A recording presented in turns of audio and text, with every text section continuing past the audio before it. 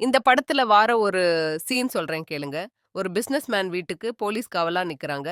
அவருக்கும் அவரோட ஃபேமிலில இருக்கவங்க உயிருக்கும் ஆபத்துங்கிறதால இந்த பந்தோபஸ்து. அப்ப நம்ம ஹீரோ டிரைவர்னு பொய் சொல்லி அங்க வேலைக்கு சேர போறாரு. பட் ஆக்சுவலா அவரு ஜெயில்ல இருந்து தப்பி வந்த ஒரு கைதி. இப்ப அவர போலீஸ் செக் பண்ணணும். இதான் சீன். அப்ப அங்க ஹீரோயின் வராங்க. அவங்களும் போலீஸ் தான். அவங்க கிட்ட இருந்த கன புடிச்சு இழுத்து எடுத்துக்கிறாரு ஹீரோ. சேஃப்டி லாக் போடாம இருக்கீங்க. இந்தாங்க சேஃப்டி லாக் போடுங்க அப்படின்னு சேஃப்டி லாக் போட்டு குடுக்குறாரு ஹீரோ.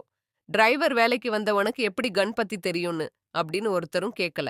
இது போக இவரு ரிவால்வருக்கும் பிஸ்டலுக்கும் என்ன வித்தியாசம்னு லெக்சர் வேற எடுக்கிறாரு ஹீரோ.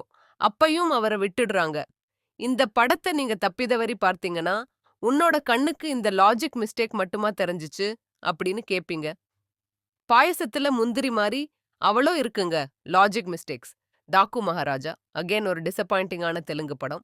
கையால் அடிச்சே 500 பேரை பறக்க விடுற ஹீரோ, ஒரு பாட்டுக்கு டான்ஸ் ஆடிறதுக்குனே இருக்க ஹீரோயின், எரிச்சலான ஃபிளாஷ்பேக், தேவையே இல்லாத வயலன்ஸ்னு இந்த படத்தை புகழ வார்த்தை பத்தல. ஒரு படத்துல லாஜிக் மிஸ்டேக் இருக்கலாம், ஆனா லாஜிக் மிஸ்டேக்லயே ஒரு படம் எடுக்கக்கூடாது. அப்புறம் இந்த விக்ரம் படத்துக்கு பிறகு ஸ்கிரீன்ல எவனை காட்டுனாலும் ஒரு நேம் கார்டு போட்டுடுறாங்க. சும்மா போற வாரவனுக்கெல்லாம் எதுக்கு நேம் கார்டு? இந்த படத்தை கண்டிப்பா ஸ்கிப் பண்ணிரலாம். இத நாம பார்க்கலன்னு நாளைக்கே உலகம் ஒண்ணும் உடைஞ்சு விழுந்துராது. இதே மாதிரி உங்களை எரிச்சலாக்குன படங்கள் ஏதும் இருந்தா காமெண்ட் பண்ணுங்க. இப்போ நான் போலாமா மேடம்? ஓகே.